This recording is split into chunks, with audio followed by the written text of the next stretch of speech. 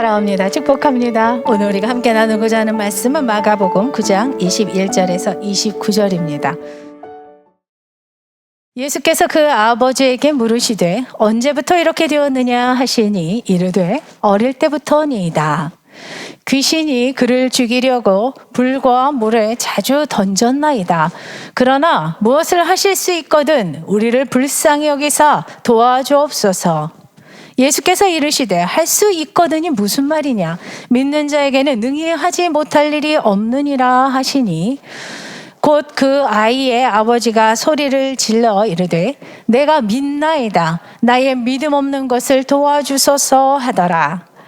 예수께서 무리가 달려와 모이는 것을 보시고 그 더러운 귀신을 꾸짖어 이르시되 말 못하고 못 듣는 귀신아, 내가 네게 명하노니 그 아이에게서 나오고 다시 들어가지 말라 하시매 귀신이 소리 지르며 아이로 심히 경련을 일으키게 하고 나가니 그 아이가 죽은 것 같이 되어 많은 사람이 말하기를 죽었다 하나 예수께서 그 손을 잡아 일으키시니 이에 일어서니라.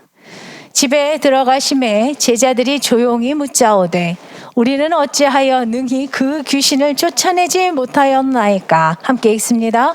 이르시되 기도 외에는 다른 것으로는 이런 종류가 나갈 수 없느니라 하시니라. 아멘. 성도 여러분, 기독교, 그리스도인이라 하면 결국 믿음의 싸움을 하는 무리들입니다. 믿음이 있는가와 없는가, 또 믿음이 참인가 거짓인가를 늘 점검하면서 하나님 앞에 온전히 서는 무리들이 곧 기독교요, 그리스도인이라고 저는 생각합니다. 오늘 이 신앙의 경주를 하는 수많은 사람들 가운데 성경의 역사를 보면은 이 산더러 명하여 저 산으로 옮겨진다는 놀라운 기적의 사건을 우리에게 말씀해주고 있고 그것이 우리에게도 동일하게 이루어진다고 말은 하는데 저의 믿음이 연약해서일까요? 우리의 믿음이 연약해서일까요?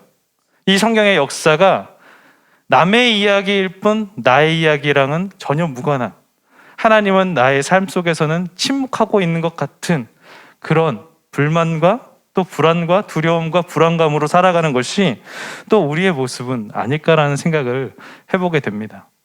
제가 오늘 말씀을 묵상하면서 하나님께서는 이렇게 그러면 헤매이는 하나님의 자녀들에게 어떤 믿음의 걸음들을 원하고 계실까? 오늘 그 말씀을 나누고 싶은데요. 먼저 제 얘기를 잠시 하면요. 저는 모태신앙입니다. 태어나면서부터 아버지 어머니를 따라서 교회에 나갔고 교회는 저의 아지트이자 교회는 저의 보금자리 같았습니다.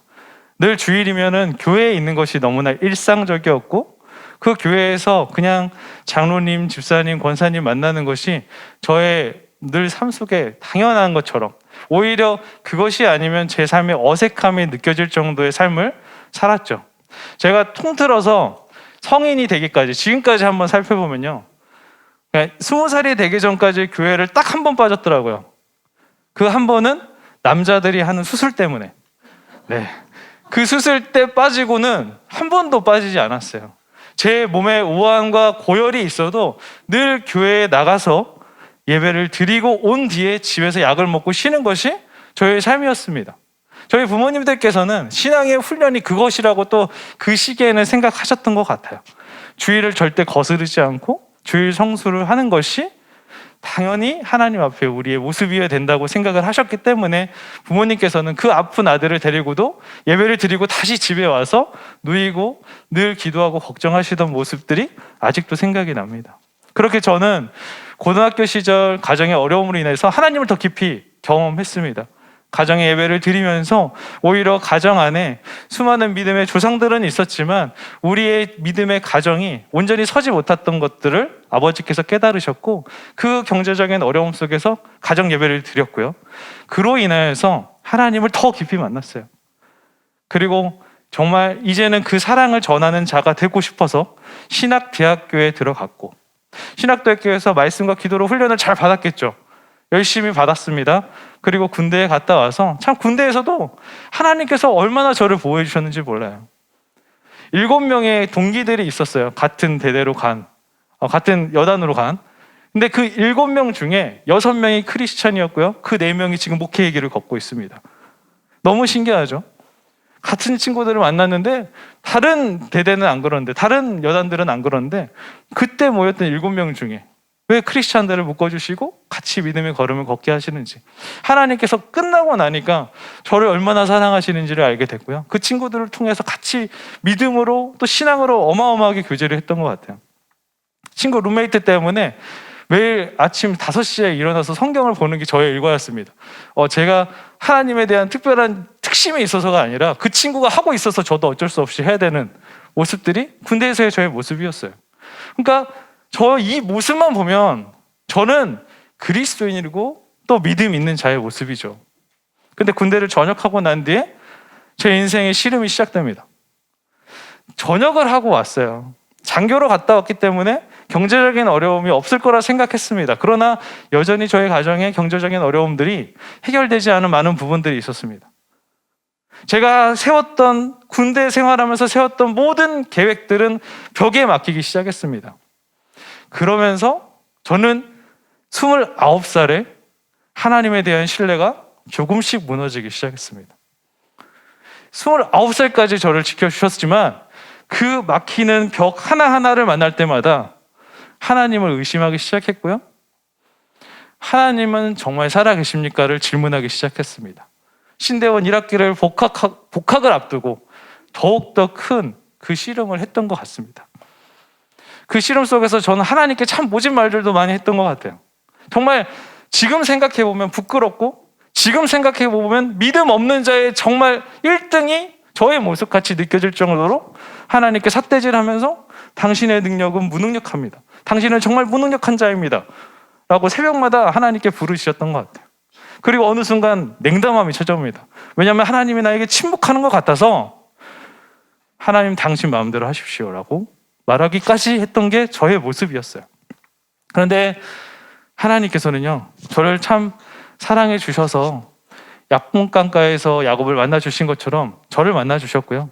이제는 부모님의 하나님이 아니라 나의 하나님을 고백할 수 있는 단계가 저는 비로소 29살 때, 모태신앙 다 필요 없더라고요. 하나님을 내가 만나니까, 만나지 않으면 필요 없고 만나야 비로소 나의 하나님이 된다는 것을 그때서야 강렬하게 깨달았습니다. 그렇다고 하나님을 안 만났던 거 아니고요.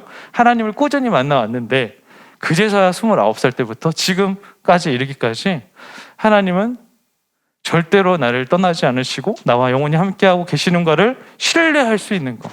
이 신뢰가 지금 제 마음으로는 절대 깨지지 않을 거라고 확신합니다. 저는. 그러지 않아야 되겠죠. 믿음 없는 목사가 되지 말고 믿음 있는 목사가 돼야 되니까. 근데 그 순간, 그런 상황 속에서 오늘 말씀은요, 하나님께서 저에게 그 당시에 가르쳐 줬던 진리의 말씀이었어요. 믿음 없는 자의 모습같이 되었을 때 네가 어떻게 해야 되는지를 가르쳐 준 말씀이 오늘 마가복음 9장의 말씀입니다. 특별하게 저에게는 이제 136일 된 딸이 있습니다. 그러니까 오늘 본문이 더 저에게 특별하게 다가오더라고요. 아버지의 마음이 어떤지를 더 많이 느끼게 되었던 것 같습니다. 성도 여러분, 오늘 하나님에 대한 신뢰가 무너져서 지금 내 마음이 믿음 없는 자의 모습과 같다고 생각하는 분들 계실 겁니다. 하나님이 침묵하고 계셔서 너무 힘들어서 이 믿음의 영역이 깨어져 버린 아슬아슬한 줄타기를 하고 있는 분들도 지금 이 자리에, 그리고 온라인으로 함께 말씀을 듣는 이들에게 있으실 거예요. 그런데 오늘 이 말씀이 우리에게 도전이 되고, 이 말씀으로 이 믿음 없고 패역한 세대를 승리로 이끌어갈 수 있는 모든 주님의 자녀들 되기를 축복합니다. 성경 말씀이 이렇게 말하고 있어요. 에베소서 2장 8절의 말씀입니다. 너희는 그 은혜에 의하여 믿음으로 말미암아 구원을 받았으니 이것은 너희에게서 난 것이 아니요 하나님의 선물이라. 아멘. 네, 제가 29살 때까지 착각했던 거, 믿음은 내가 갖는 거라고 생각했고 내가 성취해야 되는 거라고 생각했던 것 같아요. 근데 오늘 정확하게 말씀하십니다. 믿음은 선물입니다. 오늘 그 믿음을 모두 선물로 받으시고 절대로 흔들리지 않는 확신으로 이 세상을 이겨나가는 우리 모든 새로운 교회 성도님들 되기를 다시 한번 주님의 이름으로 소망하고 축복합니다. 오늘 본문 속으로 그럼 들어가 보면요, 귀신 들린 아이를 고치신 예수님 사건이에요.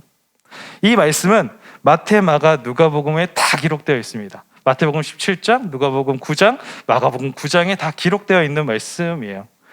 그만큼 중요하다는 말씀이겠죠. 근데 마가복음이 좀 이 사건을 좀 더 상세하게 기록하고 있어요. 다 아시겠지만 좀 더 요약하면 이렇습니다. 예수님께서 베드로, 야고보, 요한과 함께 변화산에 올라가서 세 제자와 함께 놀라운 하나님의 영광을 보게 됩니다. 그런데 그 영광을 보고 있는 상황 속에서 밑에 제자들은 어떠한 상황이 펼쳐지고 있느냐? 귀신 들린 아이의 아버지가 자신의 자녀를 데리고 와서 이 귀신 들린 아이를 고쳐달라고 말을 하는 거예요. 제자들은 어떤 모습으로 나아갔을까요? 고쳐주려고 노력했겠죠. 기도했을 겁니다. 나름대로 그들도 그동안 주님과 사역을 하면서 나름 맛봤던 기적들이 있거든요. 그래서 기도를 했는데 귀신이 안 나가는 거예요. 능력을 행하려고 많이 달려붙어가지고 이 아이를 치유하려고 하는데 절대로 어떠한 이적도 일어나지 않는 것입니다. 그러니까 서기관들과 또 예수님을 비방하려는 사람들이 그 제자들의 모습을 보고 변론하려고 옵니다. 논쟁을 시작해요. 너희들 별로 능력이 없는 자들이구나. 너희들 예수님 믿는다고 했고 예수님 기적 행했는데 너 제자들 하물며 어떻게 보면 예수님도 능력 없는 사람 아니야 라고 변론하려고 다가왔어요. 아이의 아버지는 그 귀신 들린 아이를 보면서 여전히 힘들어하고 있었겠죠. 그때 예수님께서 변화산에서 세 제자와 내려오게 되고요, 아버지가 예수님에게 달려가서 우리 아이를 고쳐달라고 해요. 예수님은 고쳐주시죠. 그리고 제자들은 의아해하고 이 마지막 28절 29절에 보면은 그 예수님을 따라가서 왜 우리가 능력을 행할 수 없었습니까? 기도 외에는 이런 유가 나아갈 수 없다라는 말씀으로 이 마가복음의 말씀이 끝나게 됩니다. 그렇기 때문에 우리가 이 말씀을 기도의 능력으로 많이들 들어오셨을 거예요. 그런데 전체적인 맥락 속에서 기도만을 강조하고 있을까요? 그렇지 않다는 것을 저는 발견하게 됩니다.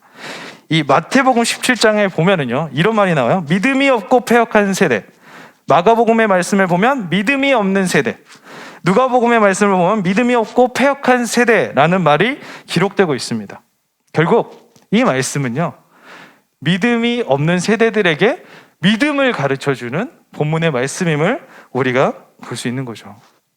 성도 여러분, 오늘 본문의 말씀을 통해서 저는 믿음의 모습을 두 대상을 통하여 정말 주님께서 가르쳐 주시고 싶은 영적인 교훈을 나눌 것이고요, 그리고 그 믿음을 받은 우리들이 그러면 이제 그 능력을 발휘하기 위해 어떤 모습으로 나아가야 될까라는 면으로 함께 말씀을 나눠보길 원합니다. 첫 번째로는요, 하나님께서 어떤 대상에게 믿음을 가르치고 있냐? 귀신 들린 아이의 아버지의 모습을 통하여서 믿음을 가르치고 계세요. 뭐냐면 믿음 없음을 도와달라고 강구하라. 이것이 주님께서 오늘 우리에게 주시는 가르침입니다. 성도 여러분, 이 아버지가 예수 그리스도를 믿는 자일까요? 믿지 않는 자일까요? 마가복음 9장 17절에 보면은 선생님이라는 말을 합니다. 즉 아직 이 아버지는요, 예수님을 믿는 사람은 아니에요. 그러나 예수님께서 행하실 수많은 기적들을 들었고 그 예수님의 무리들이 가는 곳곳마다 수많은 기적들이 일어나는 사건들을 들었을 것입니다. 그렇기 때문에 지금 귀신 들린 아이를 바라보는 이 아버지의 마음으로 이 예수님에게, 그 무리들에게 나아가면은 우리 아이도 귀신이 떠나가고 온전해지지 않을까? 내가 사랑하는 이 아이가 고쳐지지 않을까? 라는 걱정 또 기대감이 있었을 것입니다.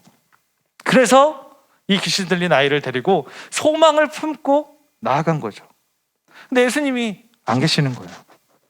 그런데 이 아버지가 들었죠. 이 제자들도, 예수님뿐만이 아니라 제자들도 기적을 행한다는 사실을 들었어요. 그렇기 때문에 제자들에게도 도움을 요청하는 거예요. 예수님이 지금 보이지 않으니까 먼저 제자들한테 이 아이를 고쳐주십시오. 이 아이가 귀신 들려가지고 거품을 물고 발악을 하고 막 불과 물에 막 쳐들어 들어가는데 이 아이가 죽을까봐 저는 너무 걱정이 됩니다. 제발 이 아이에게 정말 온전함을 좀 허락하여 달라고, 고쳐달라고 했을 것입니다. 근데 제자들이 쫓아다니지도 못하고 어떠한 기적도 일어나지 않는 것이죠. 그리고 예수님이 나타나신 거예요. 예수님이 나타나시니까 이 아버지가 터벅터벅 또 이 예수님에게 나아갑니다. 그리고 이 예수님과 아버지의 대화가 있는데 22절부터 24절의 말씀을 또 읽어보겠습니다.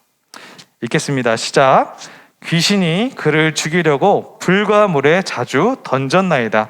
그러나 무엇을 하실 수 있거든 우리를 불쌍히 여기사 도와주옵소서. 예수께서 이르시되 할 수 있거든이 무슨 말이냐? 믿는 자에게 능히 하지 못할 일이 없느니라 하시니 곧 그 아이의 아버지가 소리를 질러 이르되 내가 믿나이다. 나의 믿음 없는 것을 도와주소서 하더라. 아멘. 성도 여러분, 지금 이 아버지의 마음이 어떨까요? 이 아버지의 마음은요, 잘 생각해 보세요. 가슴이 찢어지는, 메어지는 마음을 하루하루 경험하고 있을 것입니다. 창자가 찢어지는 마음으로 이 아이의 모습을 계속 지켜보고 있었을 거예요. 근데 이 아이를 치유하지 못하는 그 제자들의 모습 때문에 소망이 끊어지기 시작한 거예요. 신뢰가 무너지기 시작합니다. 다른 이들에게 일어났던 기적은 나에게는 허락되지 않는 것이구나 라는 생각이 있었을 거예요. 근데 예수님이 나타나셨잖아요. 예수님에게 가서 터져 나온 말이 무엇이냐면 무엇을 하실 수 있거든이에요. 성도 여러분, 이 아버지와 간절한 원함이 있었거든요. 그리고 수많은 기적들을 들었기 때문에 이 아이가 낫게 될 거라는 정말 간절한 원함으로 찾아왔는데 첫 번째 소망이 끊어진 거예요. 기적이 일어나지 않았으니까. 그러니까 터져 나온 말이 무슨 일을 하실 수 있다면이에요. 여기서 anything입니다. anything. 무슨 일? anything이에요. 그러니까 당신이 이거 할 수 있으면 좀 해주시면 안 되냐? 이런 마음인 거예요. 그러니까 그 말을 들은 예수님께서 할 수 있거든? 이런 말을 하면서 믿는 자에게는 능히 하지 못할 일이 없다. 모든 일, everything이 가능하다. 라는 말을 지금 예수님께서 주시는 것입니다. 결국 무엇일까요? 성도님들, 예수님께서는 이 믿음 없는 세대들에게 믿음을 가르치고 싶으신 거예요. 지금 이 아버지의 믿음이 온전치 않아요. 믿음이 없는 세대 속에 살았기 때문에 이 아버지는 믿음이 없는 자예요. 아직 예수님을 선생님 정도 수준으로밖에 모르기 때문에요. 그렇기 때문에 아무리 말해도 기적은 일어나지 않았던 것입니다. 근데 지금 예수님께서는 그 자에게 믿음을 불어넣어주고 싶으신 거예요. 믿으면 모든 것이 가능하다는 것을 믿어라. 이 말입니다. 성도 여러분, 우리 어떻습니까? 우리 예수님 믿는 사람들이잖아요. 예수님을 우리 아버지로 고백한 사람들이잖아요. 그런데 하나님에 대한 소망, 그 신뢰가 한풀 한풀 꺾여져 갈 때 결국 예수님에게 이 아버지가 했던 말처럼 우리도 그렇게 예수님에게 말하고 있지 않습니까? 주님, 이것 좀 할 수 있겠어요? 하실 수 있으면 좀 해줘 보시면 안 돼요? 이것이 우리의 모습은 아닙니까? 어느덧 우리도 이 아버지의 모습처럼 예수님을 우리의 주님으로 못 모시고 그냥 우리의 하나의 거래의 대상으로 생각하면서 툭 던지면서 해도 그만 안 해도 그만 이러고 있지는 않습니까? 그런 이들에게는 모든 일이 가능하게 되는 기적은 일어나지 않습니다. 오늘 이 연약한 믿음, 또 믿음에 없는 세대에 살고 있는 정말 많은 신뢰들을 꺾여 나갔던 그 믿음의 사람들에게 주님은 찾아오셔서 이렇게 말하는 거예요. 믿는 자야만, 믿어야만 모든 것이 가능해져. 그러니까 이런 연약한 고백 말고 주님, 모든 것을 가능케 하는 그 기적을 보기 원합니다 라는 고백이 우리에게 너무나도 중요하다는 것입니다. 그래서 야고보서는 이런 말씀으로 우리에게 도전하고 있습니다. 우리 야고보서 1장 5절부터 8절의 말씀을 읽어보겠습니다. 읽겠습니다. 시작. 너희 중에 누구든지 지혜가 부족하거든 모든 사람에게 후히 주시고 꾸짖지 아니하시는 하나님께 구하라. 그리하면 주시리라. 오직 믿음으로 구하고 조금도 의심하지 말라. 의심하는 자는 마치 바람에 밀려 요동하는 바다 물결 같으니 이런 사람은 무엇이든지 주께 얻기를 생각하지 말라. 두 마음을 품어 모든 일에 정함이 없는 자로다. 아멘. 오직 믿음으로 구하고 조금도 의심하지 말라. 의심하는 자들, 무엇이든 하실 수 있다면서요 라고 말하면서 하나님의 능력을 제한하는 사람에게 야고보서는 이렇게 말합니다. 의심하고 하나님의 능력을 제한하는 사람은 두 마음을 품은 사람, 이런 사람들을 성경에서는 믿음이 없는 자라고 말해요. 그런 모습은 하나님이 원하시지 않는다고 말하고 있습니다. 성도 여러분, 다시 한번 하나님을 나의 수준에서 생각하고 있지 않습니까? 제가 그랬어요. 나의 수준에서 생각할 수 있는 그 범위에서의 기적을 저는 기대했던 것 같습니다. 그런데 하나님께서는 그게 아니에요. 더 큰 믿음을 원하셨고요. 믿는 자에게 능히 하지 못할 일, 그것은 남의 이야기가 아니라 너의 이야기가 될 수 있어. 그러니까 그 믿음을 구하라 라고 말씀하고 있는 것입니다.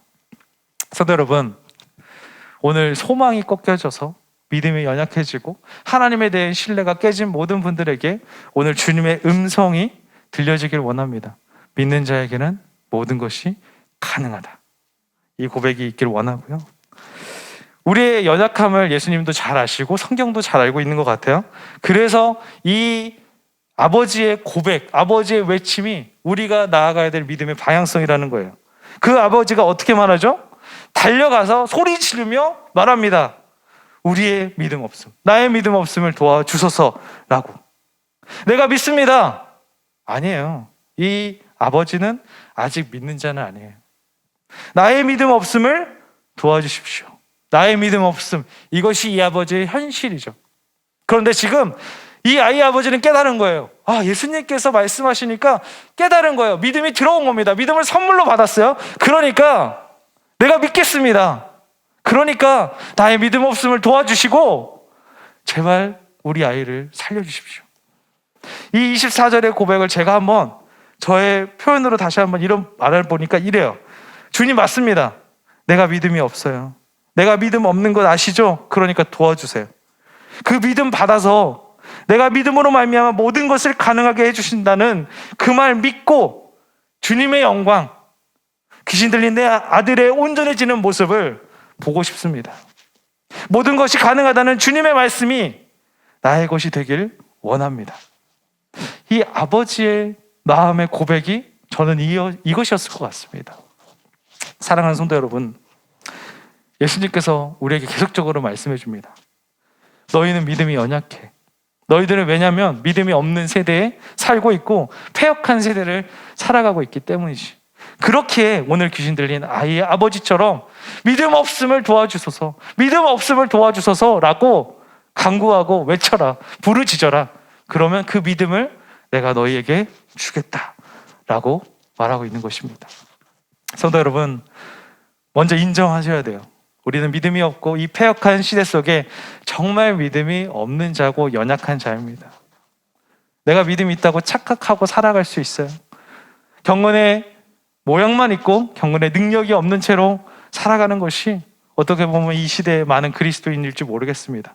그러나 오늘 이 아버지의 모습을 보고 저와 여러분들이 다시 한번 하나님께 나아가서 하나님, 내가 이 시대 속에 정말 믿음 없는 자입니다. 그러니까 믿음을 주십시오. 믿음 없음을 도와주십시오. 그래서 정말 주님께서 말씀하신 남의 이야기가 아니라 나의 이야기가 되길 원하는 모든 것이 가능하다는 그 기적을 저도 보고 하나님 평생 나와 동행하신다는 그 확신으로 살아가기를 원합니다 라는 그 고백이 우리에게 나왔으면 좋겠습니다. 오늘 말씀을 듣는 모든 성도님들에게 그 기적을 누리시고 그 기적으로 하나님과 늘 동행하시기를 주님의 이름으로 축복합니다. 또 두 번째 대상을 통하여서 그 믿음의 모습을 가르치시는데 바로 제자들을 통해서 가르쳐주세요.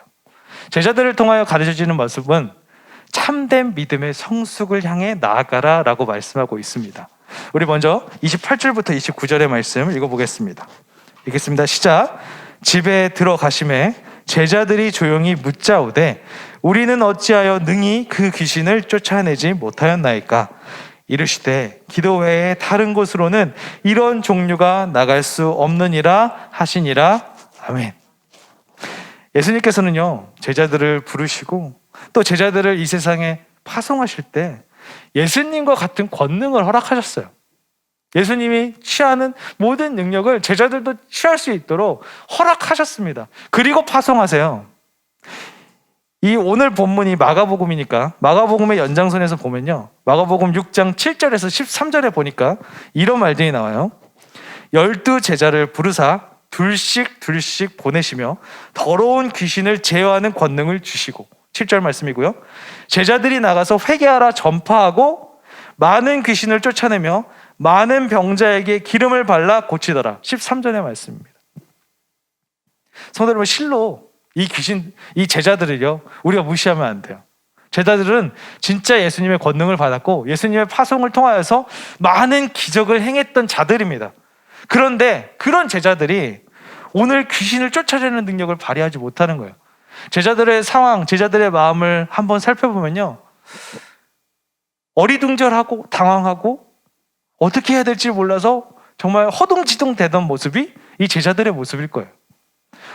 이상하다. 나 그동안 내가 손만 대도 귀신이 떠나갔는데 왜 오늘 안 나가지? 갑자기 그 일이 벌어지지 않아서 서기관들과 바리새인들이 계속 주변에서 막 웅성웅성대면서 올 때 제자들은 두려웠고 당황했을 거예요. 그러니까 예수님께서 행하시고 난 뒤 예수님께서 집에 들어가실 때 쫄래쫄래 따라가시죠.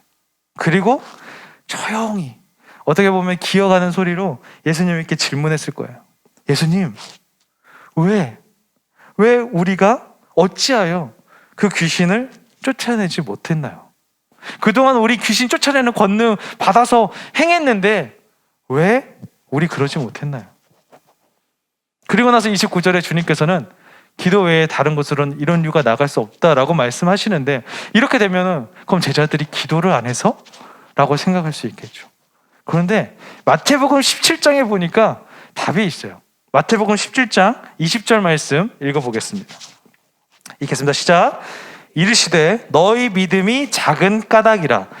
진실로 너희에게 이르노니 만일 너희에게 믿음이 겨시아의 한 알만큼만 있어도 이 산을 명하여 여기서 저기로 옮겨지라 하면 옮겨질 것이요 또 너희가 못할 것이 없으리라.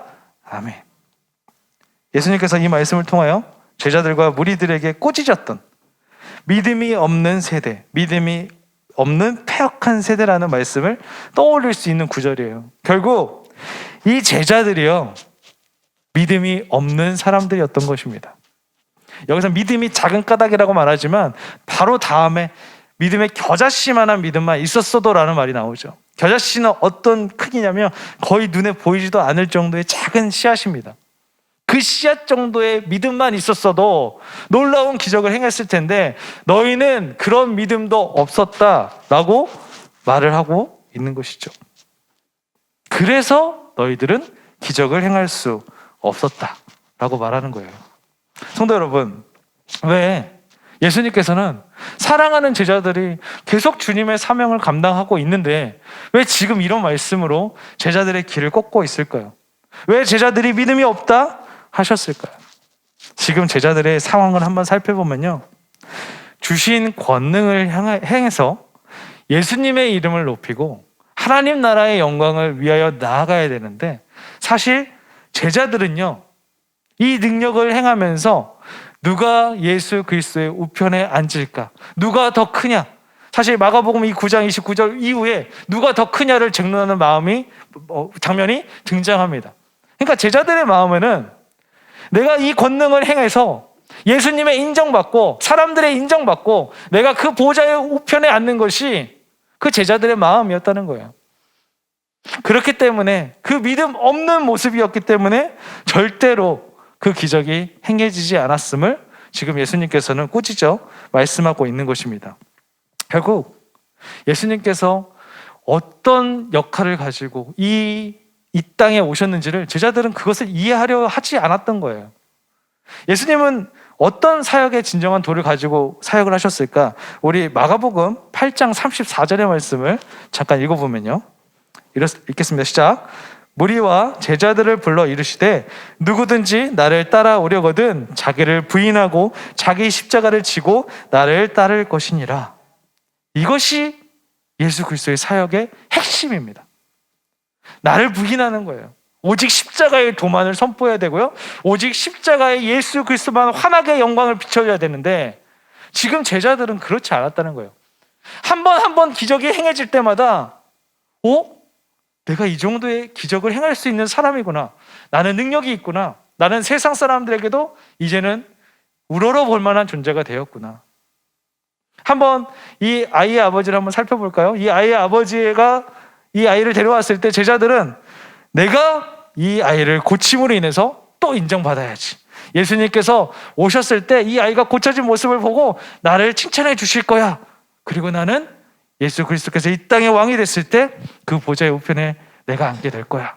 라는 그런 자기 부인이 아닌 자기의 영광, 자기의 이익만을 위한 그 마음을 품고 있었다는 거예요.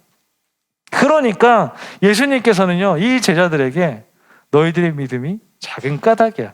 너희들은 겨자씨만한 믿음도 없는 사람들이야. 이 말은요, 믿음이 없는 게 아니라 온전한 믿음이 아니었다는 거예요. 참된 성숙을 이루는 믿음이 아니었다는 것입니다. 그렇기 때문에 지금 제자들의 모습을 통하여서 이것을 말씀하고 있는 거죠. 너희들이 겨자씨만한 믿음만 있었다면 어떤 일이 펼쳐지죠? 이 산을 명하여 여기서 저기로 옮겨지리라 하면 옮겨질 것이요 또 너희가 못할 것이 없으리라. 산을 옮기는 기적도 행할 수 있는 사람들이 될 수 있는데 너희들은 그렇지 않았어. 그러니까 아무런 일도 일어나지 않았어. 오히려 예수를 모함하는 이들에게 놀림거리가 되고 예수를 조롱거리로 만드는, 예수의 이름의 영광을 더럽히는 그런 존재까지도 되어버린 것이죠. 모든 일이 가능하다. 이 아버지, 귀신 들린 아이의 아버지에게 했던 말과 동일한 말이 지금 펼쳐지고 있는 것입니다. 성도 여러분, 늘 기억하셔야 돼요. 우리가 지금 나아가는 이 신앙의 여정, 믿음의 싸움은 우리의 유익을 위해서가 아니라 하나님의 유익을 위해서요. 나를 부인할 때 더욱더 십자가가 높아지는 것, 이것입니다. 이런 사람들에게, 이런 믿음의 그 목적을 가지고 비전을 가지고 살아가는 사람들에게 산을 옮기는 놀라운 기적, 모든 일이 행해지는 기적이 일어날 것이다 라고 지금 예수님께서 가르쳐주고 있는 거예요. 지금 믿음이 없고 패역한 세대를 살아가는 우리들에게도 동일하게 말씀하십니다. 여러분 어떻습니까? 여러분의 기도의 제목들을 한번 면밀히 살펴보세요. 그 기도의 제목이 정말 하나님을 위해서입니까? 정말 하나님의 나라를 위해서인가요? 우리의 가정을 위해서 기도하죠. 기도해야 돼요.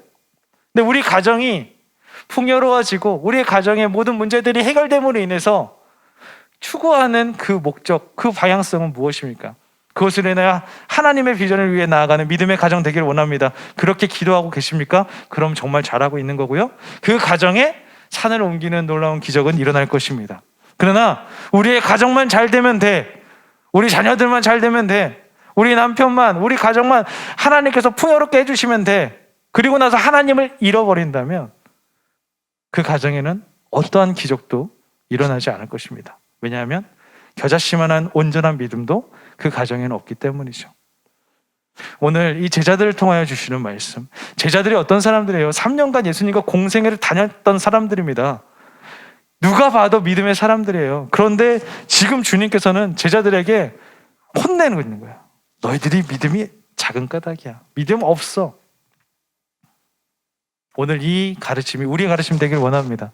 우리의 신앙의 방향성을 온전히 잡아서 정말 산을 옮기는 놀라운 기적, 이것이 성경에서만 일어나는 일이 아니라 저의 것이 되고 여러분의 것이 되기를 축복합니다.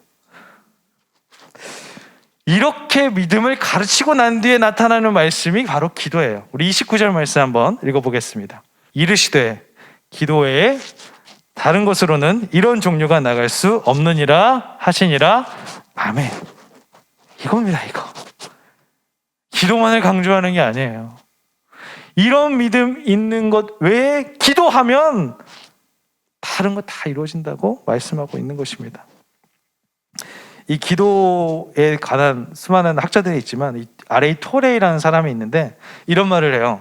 기도란 하나님의 무한하신 은혜와 능력의 보고를 완전히 열어젖히는 열쇠이다.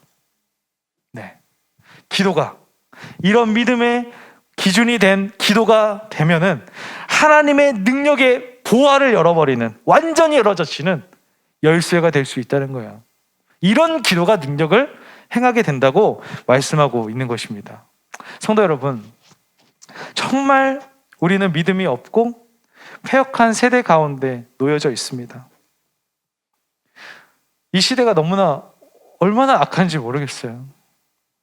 오히려 성경 속에 나오는 악한 죄악들이 오히려 더 괜찮아 보이게 느껴질 정도로 우리는 이 시대의 추악한 상황들을 보고 있습니다.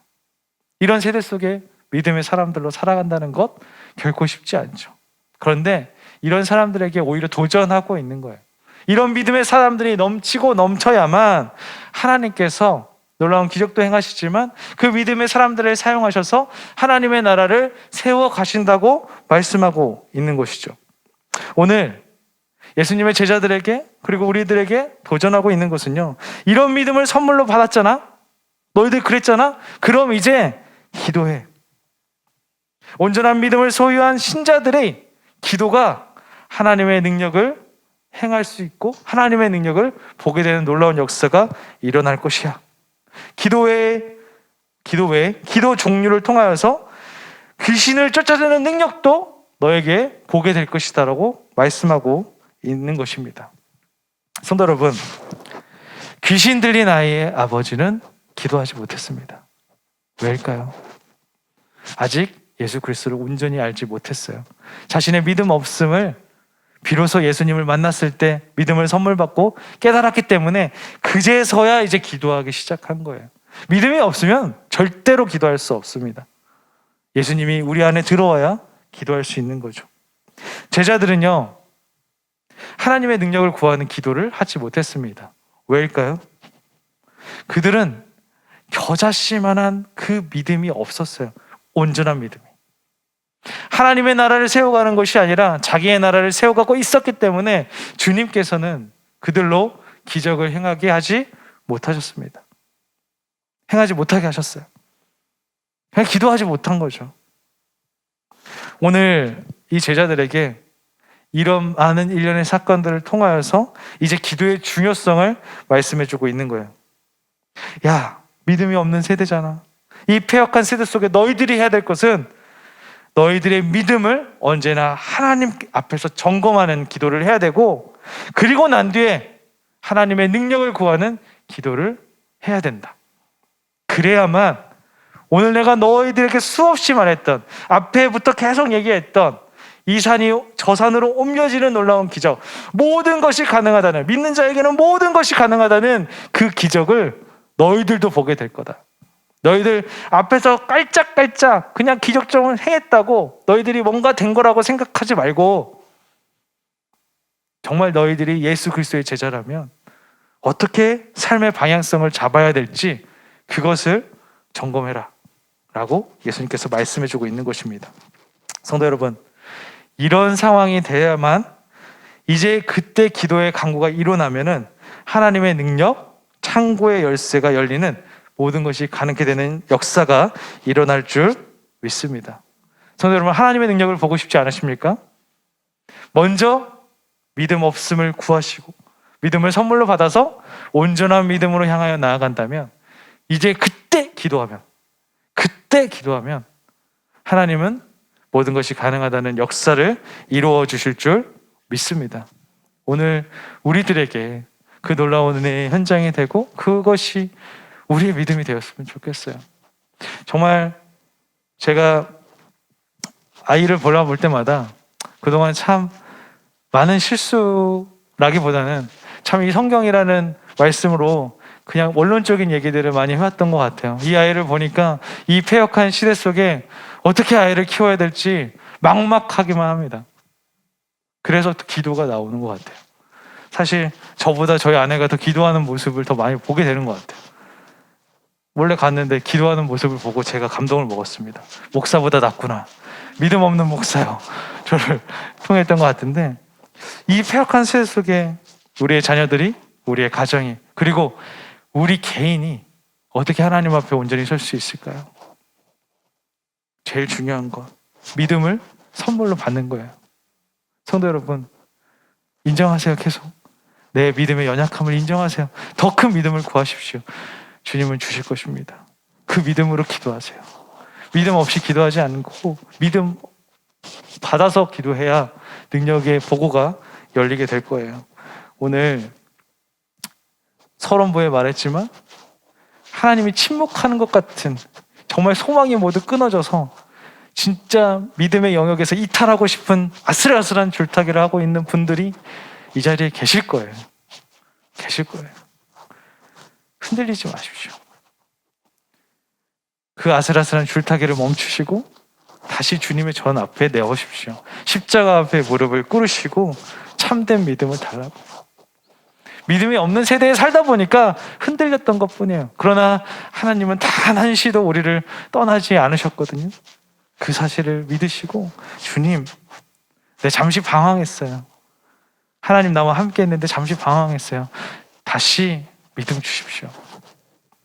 그냥 믿음 말고 겨장씨만한 믿음이라도, 겨자씨만한 믿음이라도 온전하고 참된 믿음, 성숙이 있는 믿음, 하나님이 정말 기뻐하실 만한 다이아몬드 같은 그 믿음을 저에게 허락하여 주셔서 그 믿음 가지고 기도하게 하시고, 그래서 그 기도로 인하여서 놀라운 기적을 봤을 때 하나님의 십자가가 더 높아지는 그 영광에 우리를 사용하여 주십시오.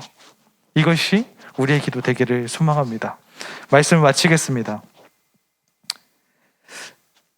우리가 더 기도해야 되는 시기 속에 우리는 있습니다. 너무나도 수많은 소리들이 들려요. 그런데 성도 여러분, 그런 소리에 귀를 기울이지 마시고 이렇게 믿음의 자리, 예배의 자리, 말씀의 자리에 나오셔서 하나님의 말씀에만 귀를 기울이십시오. 그리고 그 말씀으로 위로를 경험하시고 능력을 힘입으십시오. 그렇게 됐을 때 우리가 진짜 비로소 그리스도인다운, 정말 그 믿음의 싸움과 믿음의 경주에서 승리하는 사람들로 설 수 있을 줄 믿습니다. 오늘 그 결승점에서 함께 보게 되는 성도님들 되기를 원하고요. 저도 그 경주에서 이탈하지 않고 그 결승점에서 함께 정말 축복과 기쁨과 환희를 누릴 수 있게 되기를 축복합니다. 감사합니다. 기도하겠습니다. 사랑의 아버지, 감사합니다. 오늘 우리에게 말씀해 주신 것처럼 우리가 살아갈 수 있길 원합니다. 우리의 믿음 없음 알아주시고 우리를 도와주십시오. 우리의 믿음의 연약함을 아시는 주님께서 우리를 도와주십시오. 우리 새로운 교회에 있는 모든 이들이 예수를 믿는 믿음을 선물로 받아서 은혜를 누리게 하여 주시옵소서.